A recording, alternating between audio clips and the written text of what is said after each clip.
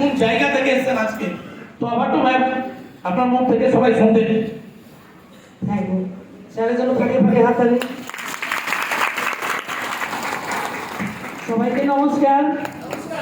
আমরা সবাই ভালো আছি তো যে বাহক কে কত জোরে ভালো আছি একটু প্রমাণ চাই।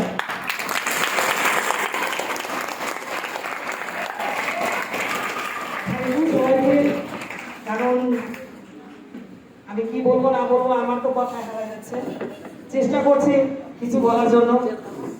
তো আমার নাম পরিচয়ের আগে আমি যিনাদের দ্বারা এই সিস্টেমটা পেয়েছি তেনাদের নাম নেই। পম্পা ম্যাডাম, কণিকা ম্যাডাম, এই দুই ম্যাডামের জন্য ফাটিয়ে হাততালি। কারণ এই সিস্টেমটা তাদের দ্বারাই পেয়েছি আমি। আমি এই কাজটার আগে আমি চাকরি করতাম, 10 বছর চাকরি করার পরেও চাকরি ছেড়ে দিয়ে আজকে ফুল টাইম মাই লাইফ করছি। আজকে অনেকে দেখতে পাচ্ছেন যে আমি চলতে পারি না, কারণ সব কিছু এটা হচ্ছে মনের ইচ্ছা, মনের জোর। আমার কিন্তু অঙ্গ প্রত্যঙ্গের কোনো হচ্ছে শক্তি নেই, একটুতেই পড়ে যাব। তো এই সিস্টেমে যে আমি একটা মানুষের জন্যই আমি দাঁড়িয়ে আছি, কারণ ওই দিদি ভাইয়ের দ্বারাই তো আমি এই কাজটা পেয়েছি, কিন্তু সাহস হয়েছিল না যে আমি কাজটা করব, আমি হচ্ছে কাজটাতে এগোবো। কতবার যে ভয় পেয়েছি তার তো কোনো মানে ইয়ে নাই। তো একটাই মানুষ ছিল, সে মানুষটা হয়তো তাকে চিনি না, কোনোদিনও দেখিনি, তার সাথে কোনো পরিচয় ছিল না। এভাবে যে সে মানুষটা আমাকে কথা দিবে যে দিদি আপনি পারবেন, আপনার দ্বারাই হবে। তো মিস্টার এমডি শরীফ ইসলামের জন্য ফাটিয়ে হাততালি। আর যিনারা আছেন আমাদের মহাগুরু, তাদের নাম নেই, অমিত চন্দ্র স্যার, সম্রাট স্যার, আর আমাদের পুরো ম্যানেজমেন্ট, আজকে আব্দুল আনসারি স্যার, মিজানুর রহমান স্যার, এনাদের জন্য ফাটিয়ে ফাটিয়ে ফাটিয়ে হাততালি।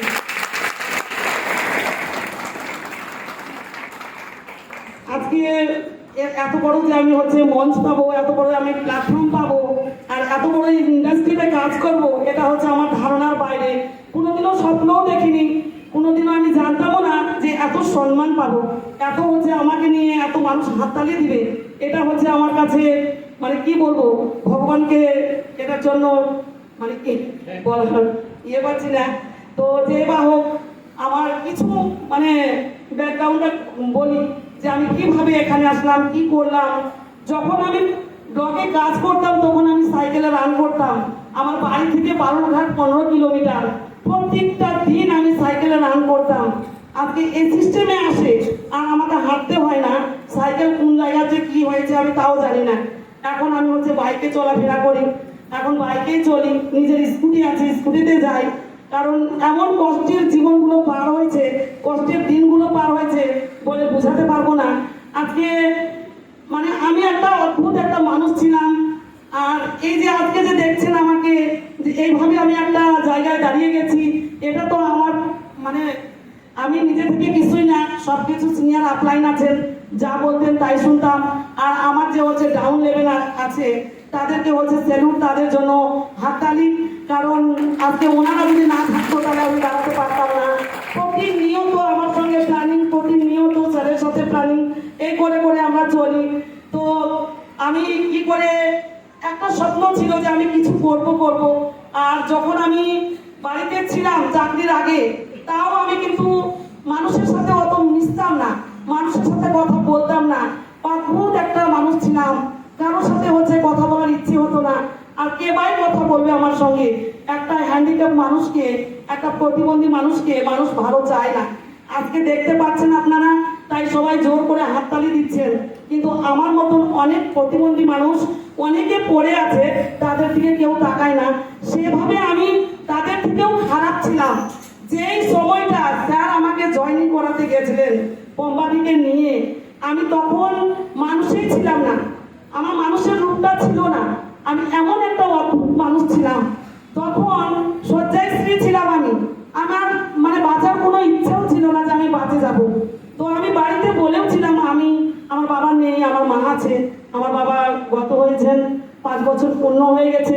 একটা বার আমার বাপ পিতা মাতার জন্য আমি হাততালি চেয়ে নেই, কারণ ওনাদেরই সন্তান আমি।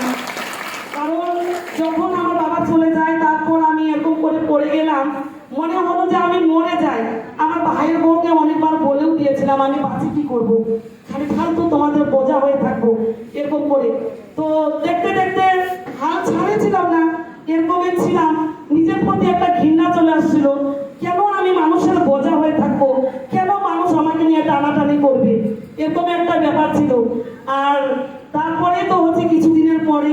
একটু সুস্থ হলাম, একটু চলতে পারতাম, সাইকেলে রান করতে পারতাম না, ডিউটিতে যেতে পারতাম না, কান্না করতাম, খুব মানে আমার জ্বালা হতো।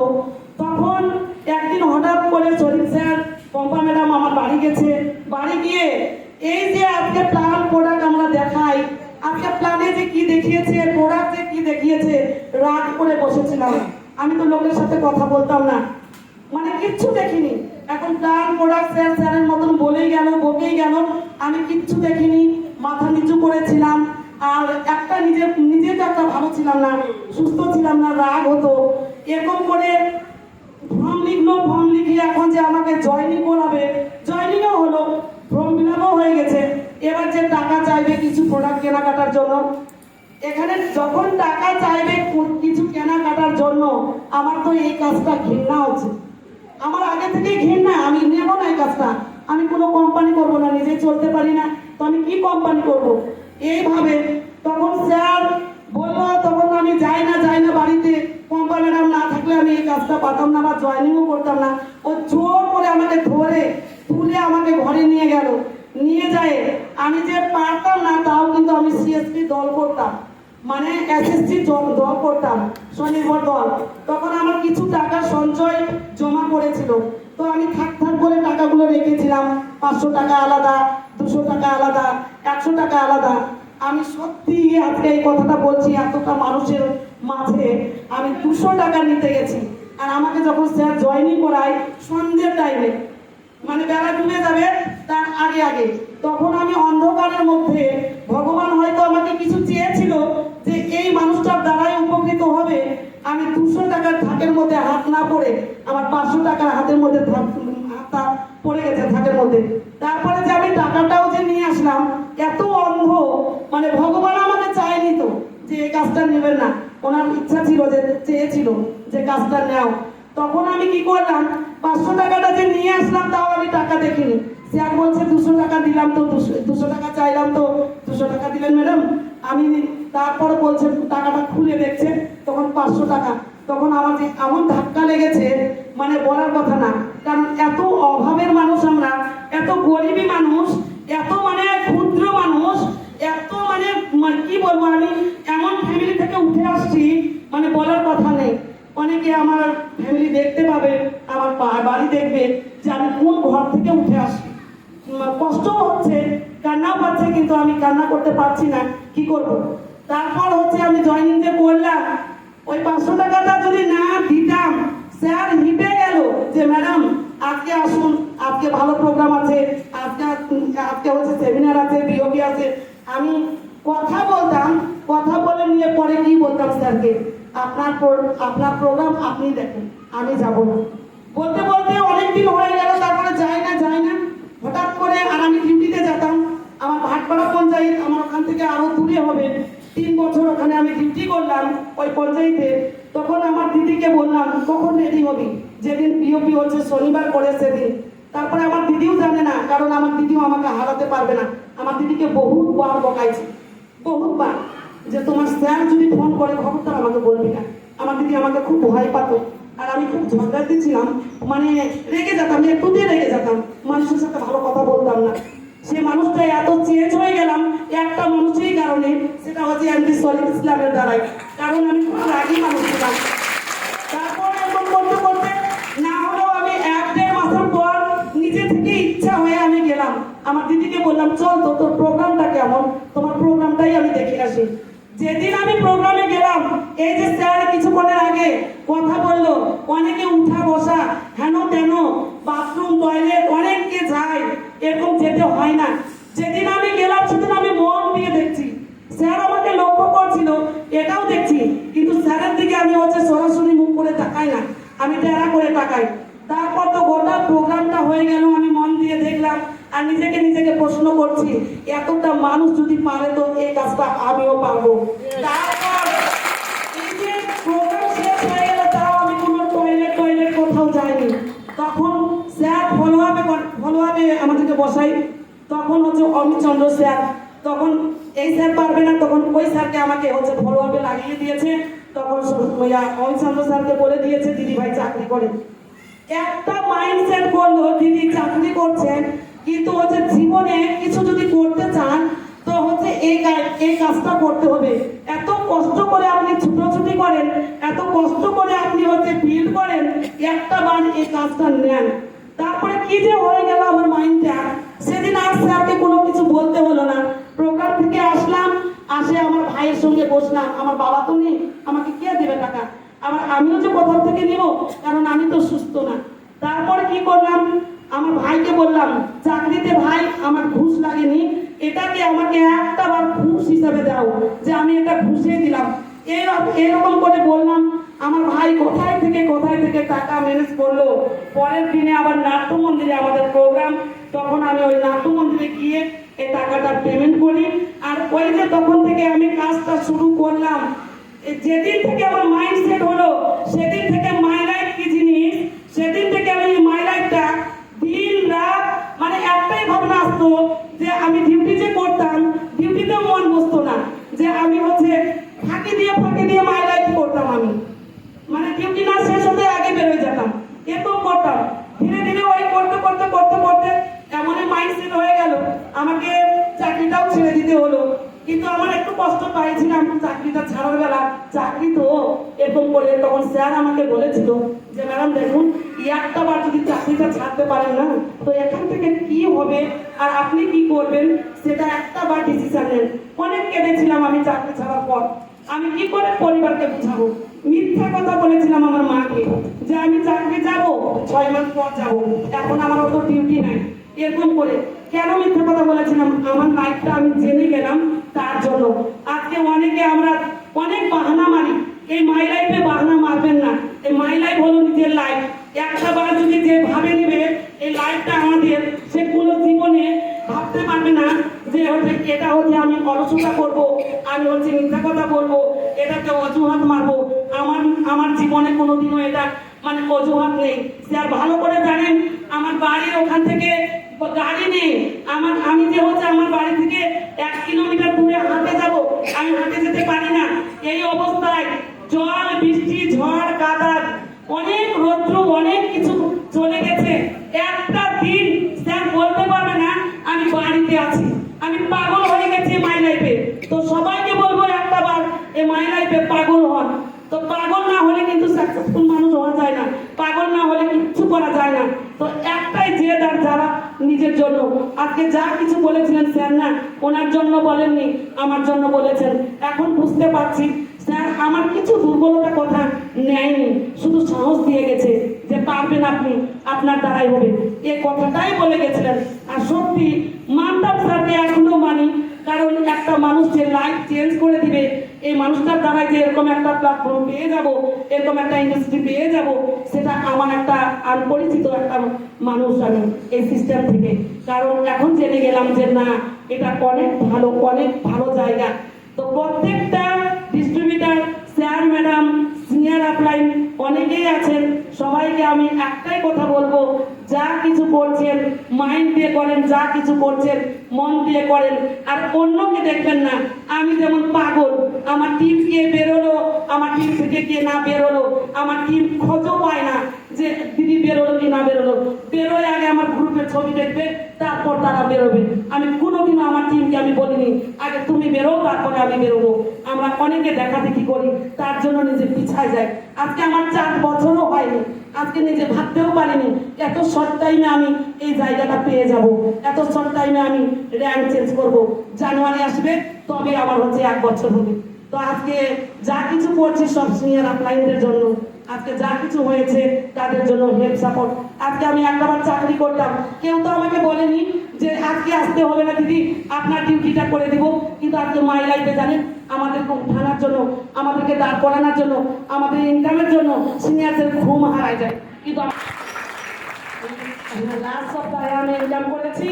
এটাও একটা হচ্ছে মানে কি বলবো, কিছুদিনের আগে আব্দুল হাসান স্যার আমাকে মেসেজ করেছিলেন, গ্রুপে আমি থাকি, মানে হোয়াটসঅ্যাপে থাকি, আমার টিম একদম বসে গেছে। স্যার বলেছে যখন, আমি আর একটু কথা বলি। আজকে আমি নিজেকে ভাবি, আবার নিজে জানি আমার টিমে অনেক ঘটনা ঘটে গেছে, তাও আমাকে রুখতে পারেনি। কারণ আমি তো রুখিনি, তো রুখবে কি করে? আমি তো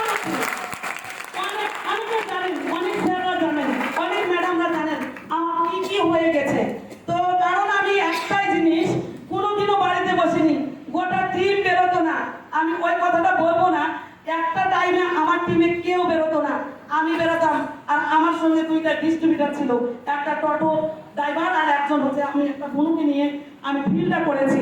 স্যাররা অনেক সময় বলেছিল ম্যাডাম কিছুদিন বাড়িতে থাকেন, আর আমি যে এত মানে কি বলবো আমার মাঝে আগুন আছে মনে হয়, আমি থাকতে পারি না বাড়িতে, আমি থাকিও না বাড়িতে।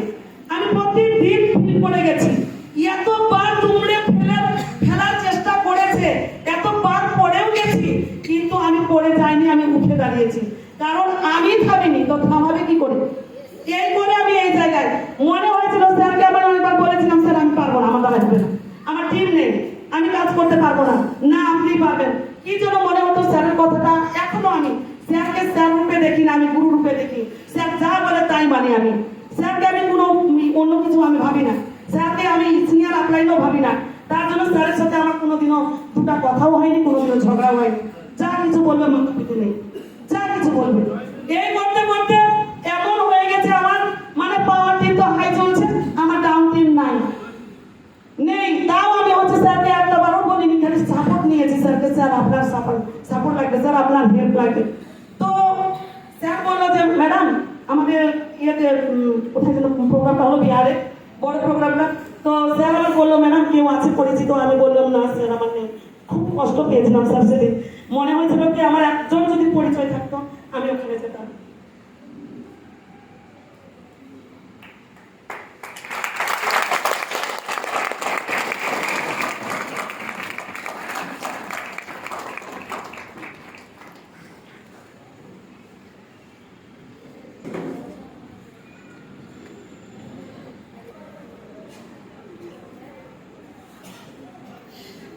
মনে হয়েছিল কি আমি আর দাঁড়াতে পারবো না, মনে হয় আমার আর টিম হবে। কোথায় থেকে কি করলাম না করলাম, হঠাৎ করে এই কন্টেস্ট গুলো আসছে, আজকে ডুয়ার্স। মনে হয়েছিল আমি একটা ডুয়ার্সও নিয়ে আসবো না। তো আজকে আস্তে আস্তে আমি চারজনকে বের করলাম। মানে কি বলবো, কিছু হয় না বলে কিছু নাই, সব কিছু হয়। সিনিয়ররা যা বলে, তখন যদি একটা বার নিজের লাইফটাকে ভাবে, একটা বার মাথার মধ্যে নিলে, তো এখান থেকে অনেক কিছু হয়। তো আজকে ডুয়ার্সের সঙ্গে সঙ্গে আজকে অমিত চন্দ্র স্যারের জন্য আমি ফাটিয়ে হাততালি চাইবো। কারণ স্যার যে এত আমাদের ভালো মানে বলে বুঝাতে পারবো না। এই ডুয়ার্সের সঙ্গে সঙ্গে আমাদের পিকনিকে যেবার ছেড়েছে, এই পিকনিকে আমি মাথা লাগালাম। একদিনে না, এক সপ্তাহে না, মোটে আমাদের গঙ্গারামপুরে আমি আমার হল চালাই। তো ওখানে হচ্ছে স্যার গেছিলেন, আমাদের শরীফ স্যার কি যে মন্ত্র দিয়ে আসলেন ডিস্ট্রিবিউটারদেরকে আমি জানি না। তারপর ওই যে বুধবার থেকে হচ্ছে বৃহস্পতিবার শুক্রবার দুটা দিনে, এই দুটা দিনে এরকম যে ব্যবসা করে নিব মানে এটা ধারণার বাইরে। 23,000 টাকা ইনকাম করেছি ওই দুটা দিনে, আমার টিমও রানিং হয়ে গেছে।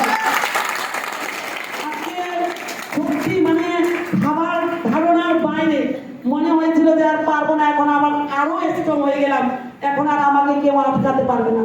কারণ আমি আটকালে তো আটকে বলে, কারণ আমি তো আটকাবো না। এই করে আমি হচ্ছে এখন খুব ভালো কাজ করছি। আর দিন রাত মনে হয় অনেক ডিস্ট্রিবিউটরকে আমি বলেও দিয়েছি, রাতটা যদি না হতো না, আমি যদি মেয়ে মানুষ না হতাম না, তো আমি হচ্ছে রাত 12টা 1টা 2টা অবধি ফিল করতাম। আর তাইও করি, আমার ঘুম তখন নেই, কোনো অলসতা নেই। কোথায় যে সকাল, কোথায় যে সন্ধ্যা, কোথায় যে খাওয়া, কোথায় যে দাওয়া। পকেটে টাকা আছে, ব্যাগে টাকা আছে, হোটেলের পাশ দিয়ে চলে যাচ্ছি, খাওয়ার টাইম নাই। এই করে আমার এই জায়গাটা এত শর্ট টাইমে, আর আমরা খেয়ে পরে আরামসে 11টা 12টা 2টার দিকে বেরোচ্ছি। তাহলে লাইফে কিছু করতে পারবো? জিন্দেগি কিছু করতে পারবো না। তো ওভারটু করলাম স্যার।